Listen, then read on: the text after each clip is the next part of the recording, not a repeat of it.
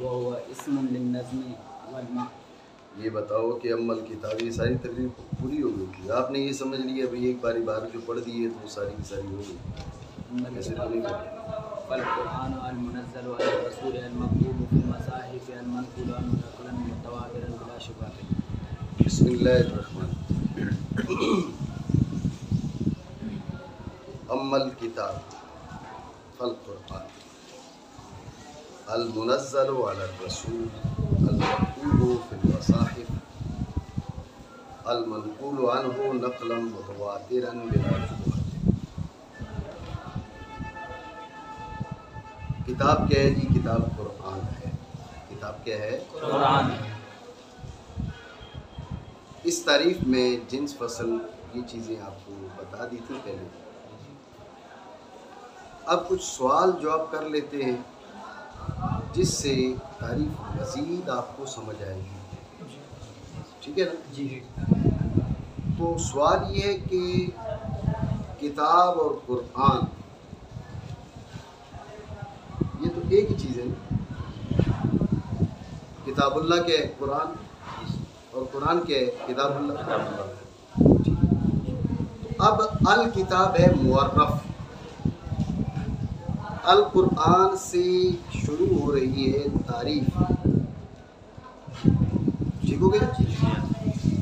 تو جب کتاب بھی قرآن ہے، قرآن بھی کتاب ہے، اور القرآن سے تعریف شروع ہو رہی ہے، تو تعریف میں معرف کو پھر آپ ذکر کر رہے ہیں. سمجھ رہے ہو؟ جی. اسے کہا جاتا ہے اخذ المحدود فی الحد. کیا بولتے ہیں؟ اخذ المحدود فی الحد. اخذ المحدود فی الحد. یہ جائز نہیں ہوتا. ٹھیک ہے نا جی. آپ نے کہا جی عباس جعفری کون ہے؟ کہا جی عباس جعفری وہ عباس جعفری. اب دیکھو نا جی تعریف کے اندر پھر سے عباس جعفری. نہیں، یہ درست نہیں. تعریف میں جو معرف ہے اس کو دوبارہ ذکر نہیں کیا جا سکتا. اس کی وجہ بھی سمجھ لیں. اس کی وجہ یہ ہے کہ معرف کی معرفت موقوف ہوتی ہے تعریف پر. معرف کی پہچان موقوف ہوتی ہے تعریف پر. جب معرف کی پہچان موقوف ہے تعریف پر، اب تعریف میں پھر معرف ہے، تعریف کے اندر پھر معرف ہے، تو اب تعریف کی پہچان موقوف ہوگی خود معرف پر. معرف کی پہچان موقوف تعریف پر، تعریف میں پھر معرف آ گیا، تو اس تعریف کو سمجھنا موقوف ہے اس کے ہر جز کو سمجھنے پر. ایک جز اس کا معرف بھی ہے. ٹھیک ہے نا جی. ایک جز آپ نے اس کا معرف بھی بنا لیا، تو تعریف کو سمجھنا موقوف ہے معرف پر، ادھر معرف کو سمجھنا موقوف ہے تعریف پر.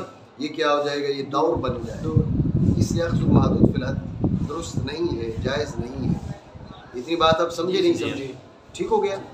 تو اعتراض کا خلاصہ یہ ہے کہ الکتاب معرف، القرآن سے تعریف شروع ہو رہی ہے، تو اب تعریف کے اندر آپ نے القرآن کو ذکر کیا تو یہ اخذ المحدود فی الحد کے قبیل سے ہے جو جائز نہیں ہے. اعتراض سمجھے؟ تو اس کے جواب کی طرف کل اشارہ ہو گیا تھا، لیکن ابھی میں تصریح کرنا چاہ رہا ہوں تاکہ آپ اچھے سے سمجھ جائیں. تو اس کا جواب یہ ہے کہ اما الکتاب فالقرآن، تعریف جو ہے القرآن سے شروع نہیں ہو رہی، بلکہ یہ دو تعریفیں ہیں.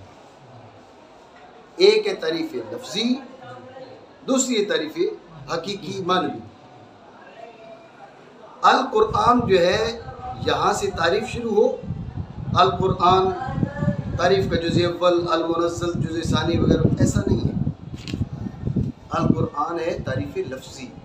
القرآن کیا ہے؟ تعریف لفظی. القرآن کیا ہے؟ تعریف لفظی. جیسے کل میں نے آپ کو کہا تھا کہ بلفظ اشہر مرادف، بلفظ اشہر مرادف، کہ جو معرف ہے اس کی تعریف کرنا ایسے لفظ کے ذریعے جو معرف سے زیادہ مشہور ہو، اس کے مترادف ہو. سمجھ رہے بات کو؟ تو الکتاب اور القرآن ایک ہی چیز ہے، لیکن القرآن اس معنی میں زیادہ مشہور ہے نہیں ہے؟ زیادہ مشہور ہے. تو یہ تعریف لفظی ہے، یہ تعریف حقیقی نہیں ہے کہ آپ اس کو اخذ المحدود فی الحد کی قبیل سے بنائیں. بات سمجھو بیٹی نہیں؟ ٹھیک ہے نا.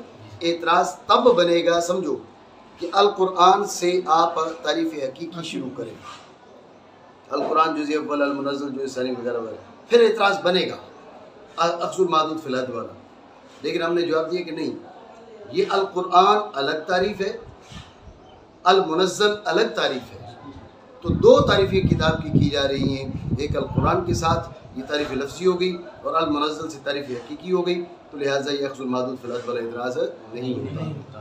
بات سمجھے آپ نے؟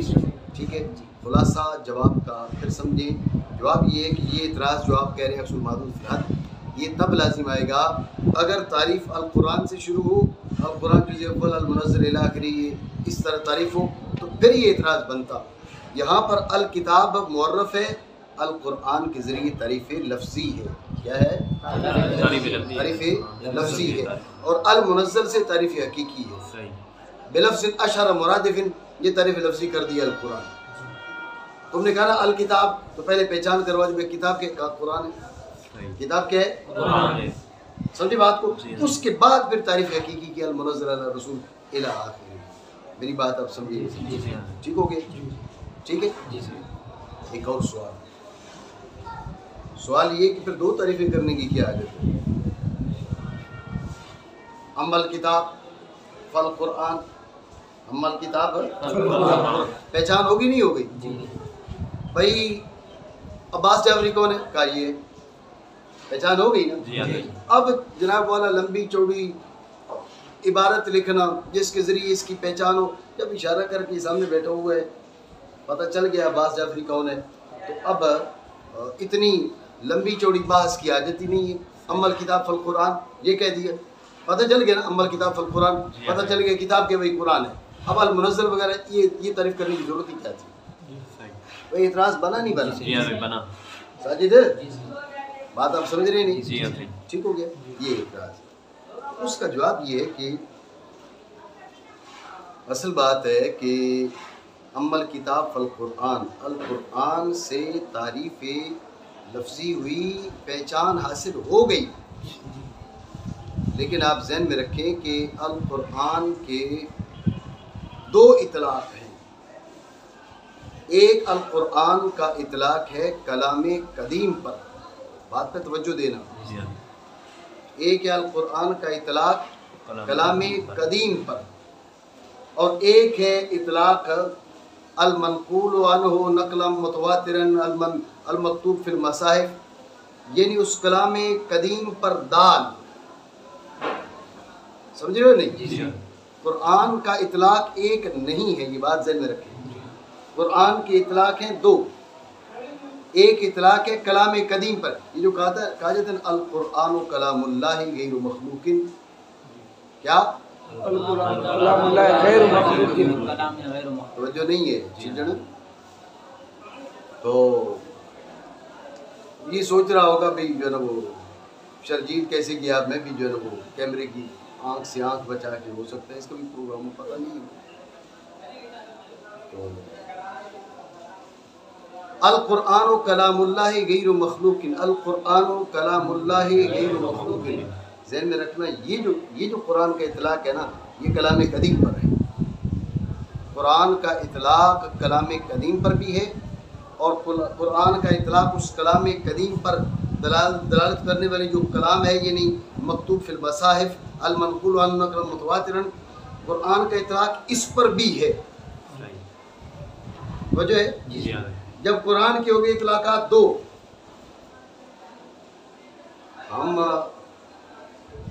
ہمارے حق میں جو حجت ہے، ہمارے حق میں جو دلیل ہے، ہم جس سے بحث کریں گے تو کلام قدیم سے ہم تو نہیں بحث کر سکتے، جو سے ہم بحث کریں گے نہیں کر سکتے، اور کلام قدیم تو ہماری اس کے درک کی ہمیں صلاحیت ہی نہیں ہے۔ ہمارے حق میں حجت ہے کیا؟ المکتوب فی المصاحف المنقول عنہ، یعنی یہ جو بین دفتي المصاحف جو مذکور ہے، ہمارے حق میں حجت یہ ہے، میری بات سمجھ رہے ہو نہیں؟ ہمارے حق میں حجت یہ ہے، تو یہ بات بتانے کے لیے چونکہ القرآن میں تھے دو احتمال، اما الکتاب فالقرآن، قرآن کے دو اطلاق، دو احتمال، ہمارے حق میں حجت کس لحاظ سے یہ تعین نہیں ہوئی اس کی نشاندہی نہیں ہوئی تھی، تو المنزل علی الرسول کہہ کر اس کی نشاندہی کی ہے کہ یہ یہاں پر قرآن کلام قدیم پر اطلاق نہیں ہو رہا بلکہ المکتوب فی المصاحف اس پر اطلاق ہو رہا ہے۔ بات پتہ نہیں سمجھو نہیں؟ بات سمجھو؟ دھیان تمہارا ادھر ہے تو سمجھے کیسے؟ پھر سمجھو دھیان سے۔ تو سوال یہ ہے کہ اعتراض تھا نا بھئی افضل المحدود فی الحال، تو اس کا جواب دیا نہیں، یہ تو القرآن کیا ہے، یہ تعریف لفظی ہے اور المنزل سے تعریف حقیقی ہے۔ اعتراض یہ کہ پھر دو تعریفیں کرنے کی کیا حاجت تھی؟ اما کتاب القرآن، بات ختم، پہچان تو حاصل ہو گئی نا، میں بے کتاب سے کیا مراد ہے؟ کہا جی قرآن مراد ہے، بات ختم ہے۔ یہ دوسری تعریف المنزل علی الرسول الی آخرہ، اس کی کیا حاجت تھی؟ توجہ ہے نہیں؟ بات آپ سمجھیں؟ یہ سوال، تو اس کا جواب ہم نے یہ دیا کہ القرآن جو ہے اس کے دو اطلاق ہیں۔ قرآن کا اطلاق کلام قدیم پر بھی ہوتا ہے، اور قرآن کا اطلاق اس کلام قدیم پر دلالت کرنے والا جو بین دفتہ المصاحف ہے، یعنی المکتوب فی المصاحف المنقول عنہ نقلا متواترا بلا شبہۃ۔ قرآن کا اطلاق کلام قدیم پر بھی ہے اور اس پر بھی ہے۔ جب کہا اما الکتاب فالقرآن، تو یہ جو القرآن کا ہے اس میں دونوں احتمال ہے نہیں ہے؟ دونوں احتمال ہے نا، لیکن ہمارے حق میں حجت کون سا ہے؟ یہ کہ ہم بحث کس سے کریں گے یا کس سے کر سکتے ہیں؟ تو ہم تو کلام قدیم سے بحث نہیں کر سکتے، ہم کس سے بحث کر سکتے ہیں؟ مکتوب فی المصاحف جو منقول نقل متواتر ہے۔ تو القرآن کے نے کہا تو دونوں احتمال تھے، لیکن ہمارے حق میں حجت یا جسے ہم بحث کریں گے وہ تھا المنزل علی الرسول، یہ والا۔ اس لیے یہ نشاندہی کرنے کے لیے آگے دوسری تعریف بھی کرنا پڑے گی۔ اگر دوسری تعریف نہ کی جاتی، اما الکتاب القرآن کہہ دیتے تو یہ دونوں احتمال باقی رہتے، ہمیں اندازہ ہی نہ ہوتا کہ یہ کون سا اطلاق مراد ہے، کلام قدیم والا مراد ہے یا المنزل علی الرسول والا مراد ہے۔ تو دونوں تعریفوں کی پھر حاجت ہوئی نہ ہوئی، یہ وجہ ہے کہ دوسری تعریف کی ساتھ کی۔ آپ میری بات سمجھے؟ ٹھیک ہو گیا؟ کتاب قرآن ہے جو نازل کیے گیا رسول پر، لکھا گیا نقل کیا گیا آپ علیہ الصلوۃ والسلام سے بطور نقل متواتر بغیر کسی شبہ۔ ٹھیک ہو گیا؟ ایک اور سوال یہ ہے کہ قرآن کی صفات المنزل علی الرسول المکتوب فی المصاحف الی آخرہ، اس میں تو منحصر نہیں ہے۔ بھائی قرآن کی صفات فقط یہی ہے، منزل علی الرسول ہے، المکتوب فی المصاحف ہے، المنقول عنہ نقلا متواترا بلا شبہۃ۔ سمجھے؟ قرآن کی صفات تو اور بھی ہیں، سمجھ رہے ہو نا؟ جیسے بھی کہا القرآن کلام اللہ غیر مخلوق، قرآن کی صفات تو اور بھی ہیں، خاص انہی صفات کو کیوں ذکر کیا؟ یہ سوال ہے۔ میری بات آپ سمجھ رہے ہیں؟ ٹھیک ہے، دوبارہ سمجھیں۔ سوال یہ کہ قرآن کی فقط یہی صفات نہیں ہیں، المنزل علی الرسول المکتوب فی المصاحف المنقول عنہ نقلا متواتر بلا شبہۃ، قرآن کی تو صفات اور بھی ہیں، خاص ان صفات کے انتخاب کی وجہ کیا ہے؟ سمجھے سوال؟ تو اس کا جواب سمجھیں۔ اس کا جواب یہ ہے کہ مصنف رحمہ اللہ تعالیٰ نے اور اصولیوں نے کتاب سے گفتگو کرنی ہے بے اعتبار حجیت کے، ایسے ہی ہے نا؟ کیسے گفتگو کرنی ہے؟ بے اعتبار حجیت کے۔ ذہن میں رکھو کہ قرآن جیسے مکمل حجت ہے، ایسے اس کی ایک آیت بھی حجت ہے، نہیں ہے نا؟ ایسا ہے نہیں؟ کوئی ایک آیت پڑھو تو حجت نہیں بنتی، تو ڈر کیوں رہا ہے؟ سمجھ رہے ہو بات کو؟ پورا قرآن حجت ہے تو ایک ایک آیت بھی حجت ہے۔ ان کی جو بحث ہے، ان کی جو گفتگو ہے قرآن سے، وہ اس حیثیت سے، یعنی حجیت کی حیثیت سے ہے۔ اور قرآن حجت ہے مکمل بھی، قرآن حجت ہے ایک جز بھی۔ ایک آیت بھی، سمجھے بات کو؟ تو جیسے حجت ہے مکمل، ایسی حجت ہے اس کی ایک ایک آیت۔ ذہن میں رکھیں کہ یہ جو القرآن کا اطلاق ہے نا، القرآن، اس کا اطلاق بھی ایسے ہی ہے۔ القرآن کا اطلاق مکمل پر بھی ہے اور ایک ایک جز پر بھی ہے۔ فَقْرَأُوا مَا تَيَسَّرَ مِنَ الْقُرْآنِ، فَقْرَأُوا مَا تَيَسَّرَ مِنَ الْقُرْآنِ، ٹھیک ہے نا؟ تو اب آپ ایک آیت پڑھتے ہیں تو فرض ادا ہو جاتا نہیں ہو جاتا نماز کا؟ جی اللہ نے تو فرمایا تھا قرآن پڑھنا ہے، آپ نے تو ایک آیت پڑھی ہے، تو پتہ چلا ایک آیت پر بھی قرآن کا اطلاق ہے۔ میری بات سمجھ رہے ہو نہیں؟ تو قرآن کا اطلاق مکمل، قرآن پر بھی قرآن کا اطلاق ہے اور ایک ایک آیت پر بھی قرآن کا اطلاق ہے۔ جب یہ بات آپ کے ذہن میں آ گئی کہ پہلی بات کیا بتائی کہ اصولیوں نے بحث کرنی ہے اس کی حجیت کی حیثیت سے، اور حجت مکمل قرآن بھی حجت ہے، ایک ایک آیت بھی حجت ہے، ادھر قرآن کا اطلاق مکمل قرآن پر بھی ہے اور ایک ایک آیت پر بھی ہے۔ اتنی بات سمجھے؟ اب صفات وہ منتخب کرنی تھی کہ جو ایسی ہی ہوں، کیا وہ صفات مکمل قرآن کی بھی ہوں اور ایک ایک آیت کی بھی ہوں؟ بات سمجھے نہیں؟ یہ ذہن میں رکھنا کہ بعض حضرات نے یوں تعریف کی کہ بھئی اس میں صفت اعجاز کو ذکر کیا، قرآن کی صفت اعجاز کو ذکر کیا۔ مصنف رحمہ اللہ تعالیٰ کو دیکھ لو، انہوں نے صفت اعجاز کو ذکر نہیں کیا، ٹھیک ہے نا؟ تو کیوں؟ اس لیے کہ صفت اعجاز جو قرآن کی ہے وہ ایک ایک آیت سے متعلق نہیں ہے۔ فَأْتُوا بِسُورَةٍ مِّن مِّثْلِهِ، فَأْتُوا بِسُورَةٍ مِّن مِّثْلِهِ، جو صفت اعجاز اس کا تعلق ایک ایک صورت سے ہے، ایک صورت کی مقدار جو آیات ہیں ان سے، ایک ایک آیت سے نہیں۔ میری بات سمجھ رہے ہو نہیں؟ تو وہ صفات، سوال کیا تھا کہ ان صفات کا انتخاب کیوں کیا؟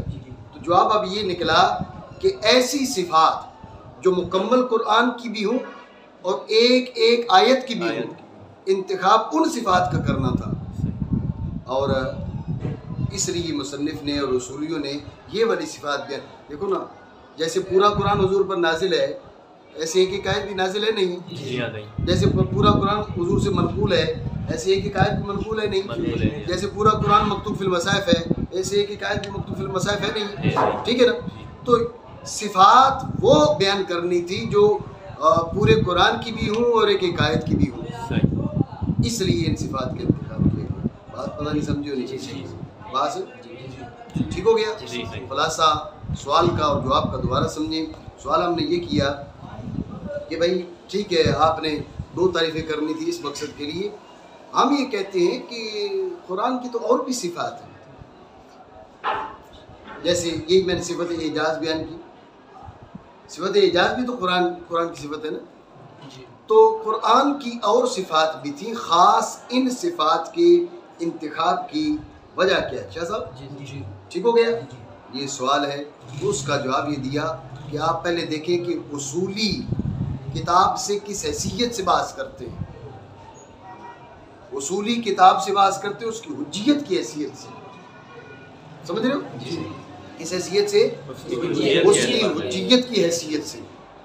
جب اصولیوں نے بحث کرنی ہے کتاب اللہ سے اس کی حجیت کی حیثیت سے، ذہن میں رکھنا اب یہ والی جو حیثیت ہے یہ پورے قرآن کی بھی ہے اور ایک ایک آیت کی بھی ہے، ایسا ہے نہیں؟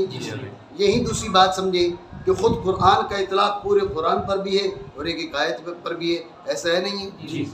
جب یہ بات آپ کے ذہن میں آ گئی کہ اصولیوں نے بحث کرنی ہے حجیت کی حیثیت سے، اور حجیت کی جو صفت ہے صفت حجیت ہے یہ پورے قرآن کی بھی ہے ایک ایک آیت کی بھی ہے، قرآن کا جو اطلاق ہے یہ پورے قرآن پر بھی ہے ایک ایک آیت پر بھی ہے، لہٰذا اب ایسی صفات لے کر آؤ کہ جو پورے قرآن کی بھی ہوں اور ایک ایک آیت کی بھی ہوں۔ جو صفت اعجاز کی تم نے بات کی یہ پورے قرآن کی ہے یہ صفت، لیکن ایک ایک آیت سے اس کا تعلق نہیں ہے بلکہ ایک سورت کی مقدار سے تعلق ہے، فَأْتُوا بِسُورَةٍ مِّن مِّثْلِهِ، ٹھیک ہے؟ اور ایک سورت کی کم از کم جو مقدار ہے وہ 3 آیتیں ہیں، ٹھیک ہے؟ تو ایک ایک آیت سے ہی صفت اعجاز کا تعلق ایک ایک آیت سے نہیں بنتا، اس لیے اصولیوں نے مصنف نے ان صفات کا انتخاب کیا جو پورے قرآن کی بھی ہوں اور ایک آیت کی بھی ہوں۔ المنزل علی الرسول، پورا قرآن بھی منزل ہے، ایک آیت بھی منزل ہے۔ مکتوب فی المصاحف، پورا قرآن بھی ہے، ایک آیت بھی ہے۔ المنقول عنہ نقلا متواترا بلا شبہۃ، پورا قرآن بھی ہے اور ایک آیت بھی ہے۔ نہیں سمجھے بات؟ ٹھیک ہے، یہ وجہ ہے کہ ان صفات کا انتخاب کیا۔ ٹھیک ہو گیا؟ لیکن آپ سوال کر سکتے ہیں بھائی رسول اللہ صلی اللہ تعالیٰ علیہ وسلم کے دور اقدس میں منزل علی رسول والی بات تو تھی، حضور کے دور اقدس میں منزل علی رسول والی بات تو تھی، المکتوب فی المصاحف والی بات تھی نہیں، ٹھیک ہے نا؟ المنقول عنہ نقلا متواترا بلا شبہہ، یہ والی بات تھی نہیں۔ سمجھ رہے ہو بات کو؟ تو یہ والی جو آپ نے تعریف کی ہے، جن صفات کا آپ نے ذکر کیا ہے، بات یہ کہ رسول اللہ صلی اللہ تعالی علیہ وسلم کے دور میں المنزل علی رسول والی بات تو تھی، صحابہ کرام نے پہچان لینا ہے بھائی جو منزل علی رسول ہے، لیکن منزل علی رسول جو ہے وہ کیا ہے؟ قرآن بھی ہے اور غیر قرآن بھی ہے۔ اس دور میں قرآن مکتوب فی المصاحف نہیں ہے، ذہن میں رکھنا، حضور لکھواتے تھے، سمجھے بات کو؟ لیکن جیسے ترتیب میں مصحف شریف کے اندر اس طرح نہیں تھا۔ جو کاتبین وحی وہ کیا کرتے تھے؟ وحی تو لکھتے تھے، سمجھے بات کو؟ تو رسول اللہ صلی اللہ تعالی علیہ وسلم کے دور اقدس میں قرآن عظیم کو لکھ دیا گیا تھا، لیکن ایک جگہ جمع نہیں تھا۔ حضرت مولا علی مشکل کشا کرم اللہ تعالیٰ وجہ الکریم کا جو میں نے کل یہ پرسوں آپ کو بتایا تھا، تو آپ نے حضور سید عالم صلی اللہ تعالی علیہ وسلم کے وصال کے بعد قرآن کو جمع کیا ایک جگہ پر، ٹھیک ہے نا؟ ایک جگہ پر جمع کیا اور ترتیب نزولی پر جمع کیا قرآن عظیم کو۔ تو مصحف شریف میں جو لکھا جانا ہے یہ تو آپ علیہ السلام کے وصال کے بعد ہوا۔ اب اعتراض یہ کہ المنزل علی رسول والی صفت تو تھی اس دور میں، نہ مکتوب فی المصاحف والی تھی، نہ منقول عنہ نقل متواترا والی تھی، سمجھے بات کو؟ تو اس دور میں تو پھر یہ جو طریقہ انہوں نے بیان کیا یہ تو پہچان کا ذریعہ نہ بن سکا۔ نہیں سمجھے شاہ صاحب؟ ٹھیک ہو گیا آواز؟ تو اس کا جواب یہ ہے کہ یہ تعریف سمجھو نا ہے کن کے لیے؟ جو دور رسالت میں حاضر تھے، وحی کا مشاہدہ کر رہے تھے، انہیں تو اس تعریف کے ذریعے قرآن پہچاننے کی ضرورت ہی نہیں تھی، وہ تو حضور سے سن لیتے یہ قرآن ہے یہ بھی حدیث ہے، سمجھ رہے بات کو؟ انہیں تعریف کے ذریعے قرآن پہچاننے کی حاجت ہی نہیں تھی، یہ تعریف ان کے لیے ہے بھی نہیں۔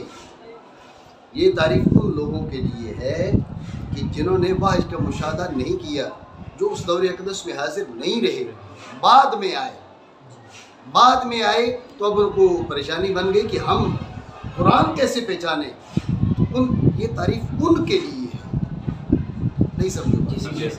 ٹھیک ہے نا؟ جنہوں نے وحی کا مشاہدہ کیا، رسول اللہ صلی اللہ علیہ وسلم کی ذات والا سے آپ کی زبان اقدس سے سنا یہ قرآن ہے، انہیں تعریف کی کیا حاجت ہے؟ دوبارہ سوال بات سمجھے نہیں سمجھے؟ تو سوال کیا ہے؟ سوال یہ کہ آپ نے جو پہلے ہم نے سوال یہ کیا بھئی ان صفات کا انتخاب کیوں کیا؟ صفات اور بھی تھی، تو اس کا جواب بتا دیا بھئی صفات ہم نے وہ دیکھنی تھی جو کل کی بھی ہوں جز کی بھی ہوں، سمجھے بات کو؟ تو اس لیے ان صفات کا انتخاب کیا۔ تو اب سوال یہ ہے کہ یہ جو صفات آپ نے منتخب کی ہیں، المنزل علی رسول تو دور رسالت میں تھا، المکتوب فی المصاحف نہیں تھا، المنقول عنہ نقل متواترا نہیں تھا، سمجھ رہے بات کو؟ تو جب یہ صفات تھی نہیں تو پھر اس دور میں یہ پہچان کا ذریعہ کیسے بن سکتا ہے؟ بات آپ سمجھے نہیں؟ یہ سوال، تو اس کا جواب یہ ہے کہ آپ پہلے یہ سمجھے کہ یہ تعریف کی کس کے لیے جا رہی ہے، اس تعریف کے ذریعے کس کو بتانا مقصود ہے کہ بھئی قرآن کیا ہے۔ جو لوگ جن لوگوں نے وحی کا مشاہدہ نہیں کیا، جو لوگ دور رسالت میں حاضر نہیں تھے، ان کے لیے یہ تعریف کی ہے۔ جو لوگ دور رسالت میں حاضر تھے، زبان مصطفیٰ صلی اللہ علیہ وسلم سے ان کو پتہ چل رہا تھا یہ قرآن ہے یہ قرآن نہیں، یہ حدیث قدسی یہ میری بات ہے، سمجھ رہے بات کو؟ ان کو پتہ چل رہا تھا، ان کے لیے یہ تعریف نہیں ہے۔ یہ تعریف ہے کس کے لیے؟ یہ تعریف ہے ان لوگوں کے لیے جنہوں نے واحد مشاہدہ نہیں کیا، جو بعد میں آئے ان کو اس تعریف کے ذریعے بتانا مقصود ہے۔ وہ ان کے لیے سوال بنا کہ ہم قرآن کو کیسے پہچانیں، تو ان کو کہا گیا کہ یہ صفات ہوں گی تو اب جو ہے نا وہ قرآن کہلائے گا۔ بات سمجھے نہیں سمجھے؟ ٹھیک ہے کرم جی، ٹھیک ہو گیا؟ برال کتاب وہ قرآن ہے جو نازل کیا گیا، یہ بھی ذہن میں رکھیں۔ بعض نے کہا قرآن، ہم نے تو قرآن کو بنایا نا تعریف لفظی، بعض نے کہا بھئی یہاں قرآن مصدر ہے، مقروف ان کے معنی میں ہے، یہ ایک ہی تعریف ہے، سمجھے؟ یہ دو تعریفیں نہیں ہیں، القرآن تعریف لفظی، المنزل یہاں سے تعریف حقیقی۔ بعض نے کہا ایسا نہیں، القرآن کیا ہے، یہ مصدر ہے اور مقروب ان کے معنی میں ہے۔ کس کے معنی میں ہے؟ الکتاب۔ اب القرآن کا مطلب ہو گیا برائے استغراق کریں، القرآن کلو مقروبین، کلو مقروبین۔ اب کلو مقروبین جو ہے یہ ہر اس چیز کو شامل ہے کہ یعنی اب درجہ جنس میں یہ بن گیا، ہم نے تو بنایا تھا نا المنزل کو درجہ جنس میں، تو اب درجہ جنس میں بن گیا القرآن، تو المنزل سے اس مقروف کو نکال دیے جو نازل نہیں ہوا۔ بعض حضرات نے یہ بھی تقریر کی، ٹھیک ہے شاہ صاحب سمجھ رہے ہیں؟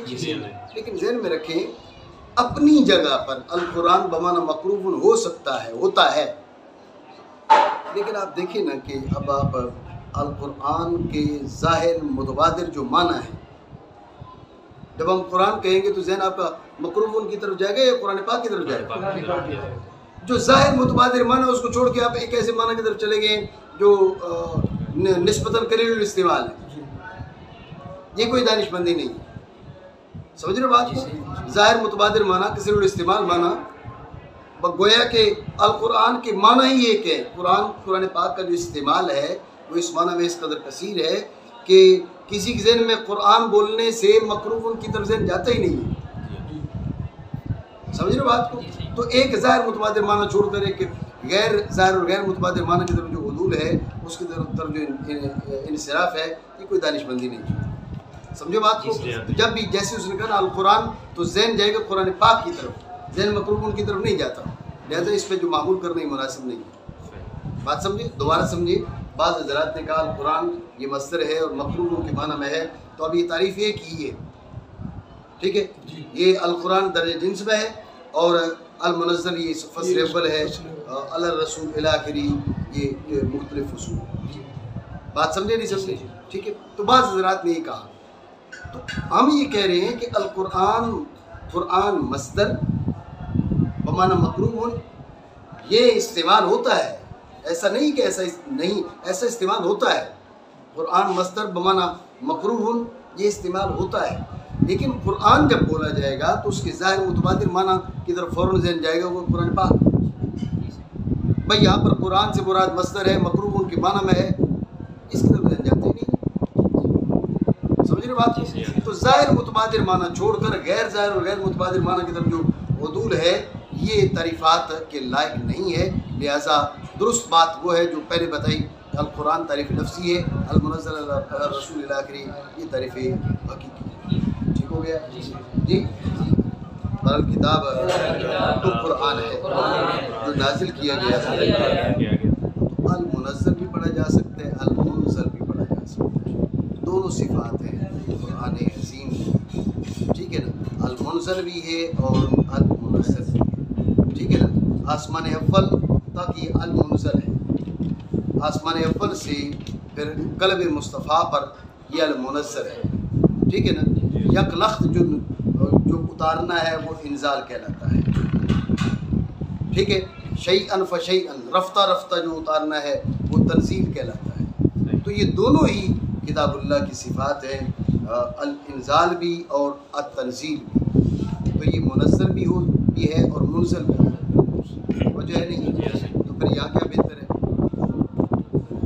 یہاں المنزل بہتر ہے۔ صفات قرآن کی دونوں ہیں، قرآن منزل بھی ہے، منزل من اللہ بھی ہے اور منزل من اللہ بھی ہے، منزل من اللہ بھی ہے اور منزل من اللہ بھی ہے، لیکن یہاں منزل پڑھنا بہتر ہے۔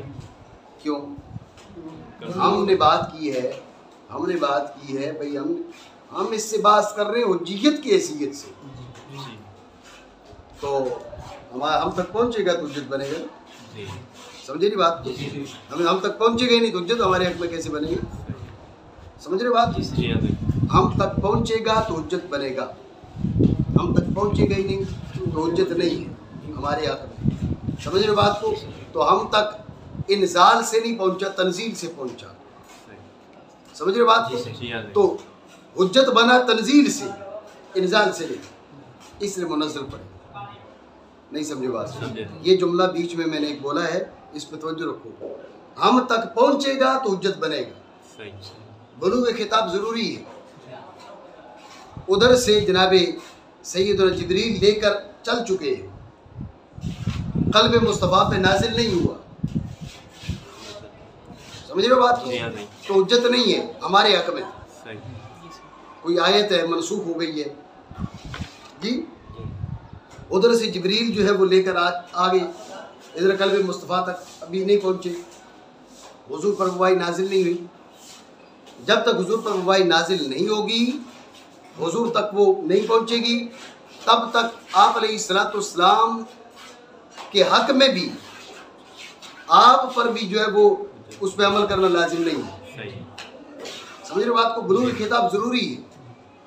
اللہ رب العالمین نے قبلہ بدل دیا، تبدیل کر دیا، بیت المقدس سے کعبۃ اللہ کر دیا. اب جناب جبریل آئے،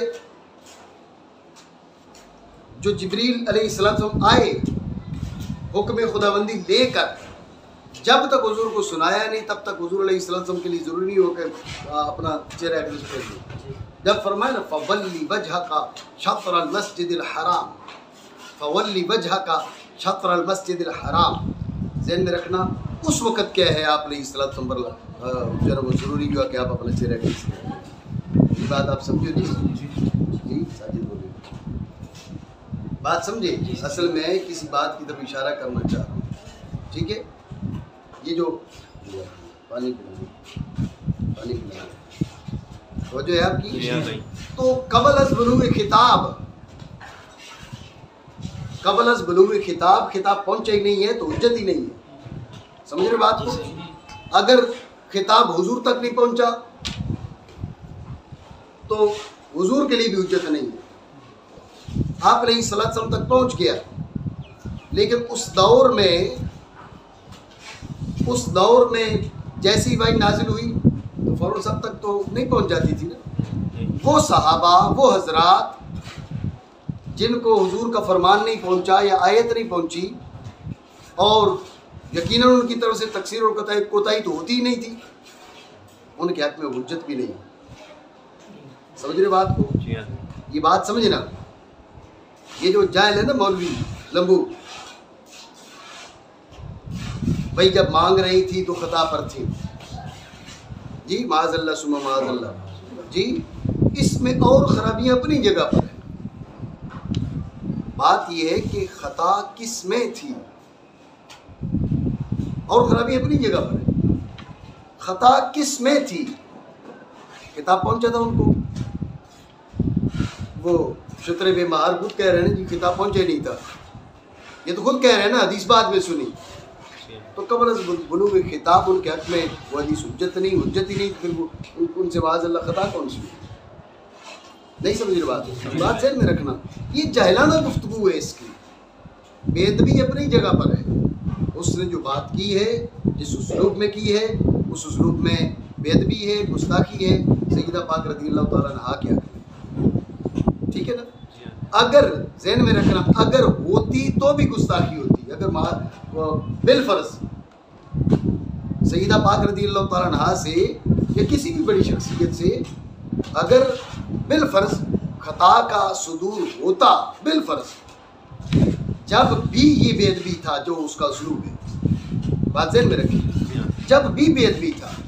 ارے بڑوں کے لیے زبان ٹھیک استعمال کی جاتی ہے نا، ٹھیک ہے، اس کا جو اسلوب ہے اگر بالفرض یہ حقیقت اور واقع کے مطابق ہوتا، جب بھی بے ادبی تھا، اور ابھی تو حقیقت کی بات مطابق ہی نہیں. میں آپ کو بتا رہا ہوں نا، خود مان رہا ہے کہ بلوغ خطاب ہوا ہی نہیں، سیدہ پاک رضی اللہ تعالیٰ عنہ تک حدیث پہنچی نہیں. جب پہنچی نہیں تو بتا بھائی عقل کے اندھے، یہ بتا کہ پھر خطا کس میں ہوئی؟ ان کے حق میں حجت ہی نہیں سمجھ رہی بات. یہ ضمنی طور پہ میں بات آ گئی ہے. میں نے تنزیہ و مکانت زہرا کے اندر اور اس سے پہلے جانے کا الورا کے اندر اس کی کئی اور مثالیں بھی دی ہیں، آپ اس کو دیکھیں. ابھی تو وہاں جو کتابیں پڑھی تھی وہ تو مولوی صاحب لوٹ کر لے گئے نا. تو آپ ون PDF وغیرہ یا کتاب مل سکتی ہے، تو آپ اس کے اندر میں نے کئی مثالیں اس کی دی ہیں. اب کئی ایک صحابہ کرام تھے، اسی تحویل قبلہ کو دیکھ لیں. اب آپ علیہ السلام جو ہے وہ آپ کو کتاب پہنچ گیا، تو اب آپ علیہ السلام نے چہرہ اقدس پھیر لیا. اب زور میں قبلہ تبدیل ہوا تو جن کو اثر تک اطلاع ہی نہیں ہوئی. سوال یہ ہے کہ جنہوں نے اثر میں اپنا چہرہ پھیرا تو کیا تب تک ان کو خطا پہ گئے؟ کچھ نے اگلے دن فجر میں جا کے ان کو پتہ چلا، فجر میں پتہ چلا بھائی کل سے قبلہ تو کل سے تبدیل ہوا ہے. ایک ہوتا ہے کہ کسی شخص کے اندر کسی شخص کی جانب سے کوتاہی پائی جائے، بھائی اس نے دلیل شرعی کو ڈھونڈا ہی نہیں. اب آپ علیہ السلام پر وحی کو نازل ہوئے ابھی 1450 سال ہونے کو ہے. اب تک اگر ہم نے نہیں تلاش کیا تو ہماری غلطی بنتی ہے. اس دور میں خطاب شرعی کسی سے مخفی ہو سکتا تھا. سمجھے بات کو؟ تو لہٰذا جب مجتہد کی یا عالم کی جانب سے کوتاہی نہ پائی جائے، تقصیر نہ پائی جائے، تو خطا کا اطلاق بنتا ہی نہیں ہے. دوسری بات ذہن میں رکھیں کہ اس کی بات اگر بالفرض واقعے کے مطابق ہوتی جب بھی ادبی تھی، اصول میں گفتگو غلط ہے. بات سمجھو نا؟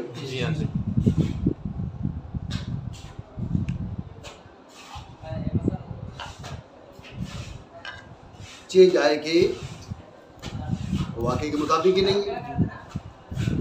وہ جاہل خود کہہ رہا ہے کہ بھائی سنی نہیں تھی، حضرت سید ابوبکر صدیق رضی اللہ تعالیٰ عنہ سے سنی جی. تو بات یہ ہے کہ جب بیوقوف انسان تو خود کہہ رہا ہے کہ سنی نہیں تھی، حدیث پہنچی نہیں تھی، تو انہیں کیسے جو ہے وہ سیدہ پاک رضی اللہ تعالیٰ عنہ کے لیے فیصلہ کر دے کہ وہ خطا پر معاذ اللہ مجھالی. اور یہاں پر جو ہے وہ بے شمار لوگ ہیں، آپ بھی دیکھ رہے ہیں اور سن رہے ہیں کہ بھئی کیا وہ اس ملا کے ساتھ لگ گئے، اس کے ساتھ لگ گئے جن کو اس چیز کا احساس نہیں ہے، پرواہ نہیں ہے کہ اس نے بے ادبی کس کی کی ہے. بہرحال تو بات کیا ہو رہی تھی المنزل علی الرسول کی.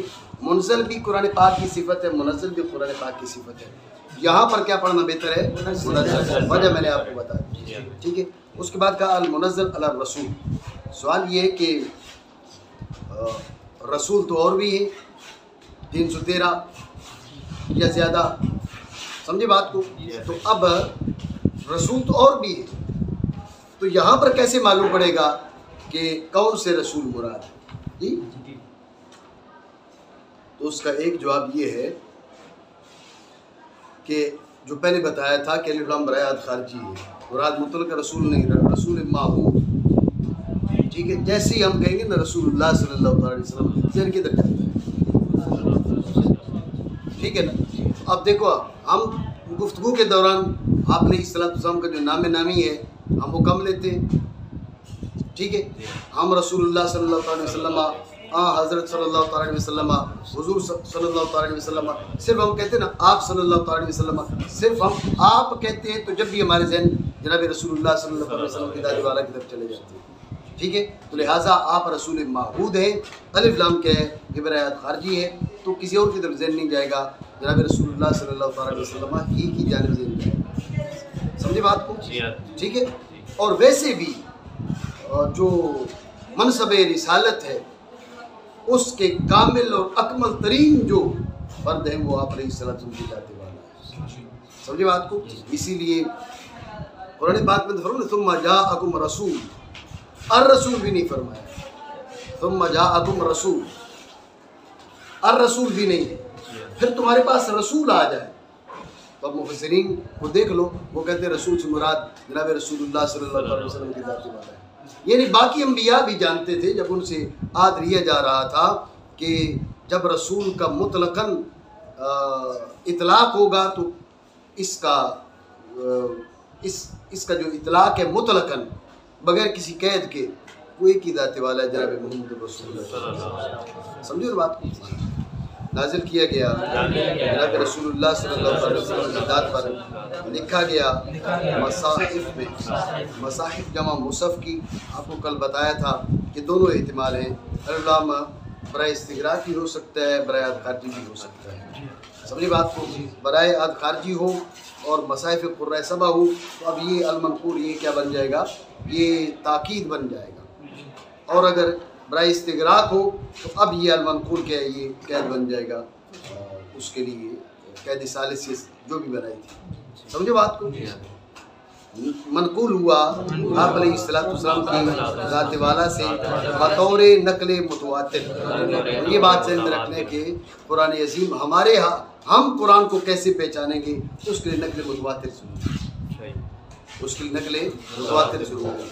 نقل متواتر کیا ہے؟ نقل متواتر یہ کہ ہر دور میں اسے اتنی بڑی قوم نے روایت کیا ہو, ہر دور میں وہ اتنی بڑی قوم سے مروی ہو کہ ان کا جھوٹ پہ اتفاق عادتاً محال ہو. ان کا جھوٹ پہ اتفاق عادتاً محال ہو. سمجھے بات کو. نقل متواتر کیا ہے؟ ویسے تو اس کی تعریف انشاءاللہ آگے آتی ہے سنت کے اندر. فی الحال آپ یہ ذہن میں رکھیں کہ نقل متواتر کیا ہے کہ ہر دور میں اتنی بڑی قوم سے مروی ہو کہ جن کا جھوٹ پہ اتفاق عادتاً محال ہو. سمجھے بات کو. منقول آپ علیہ السلام سے بطور نقل متواتر بغیر کسی شبہ کے یہ تقریر آپ کو بتا دی تھی. امام خصاف رحمہ اللہ تعالیٰ کے نزدیک یہ قید بنے گی اور باقی جو ائمہ ہیں جمہور ہیں ان کے نزدیک یہ تاکید بنے گی. ٹھیک ہو گیا. کوئی بات جو سمجھ نہ آئی ہو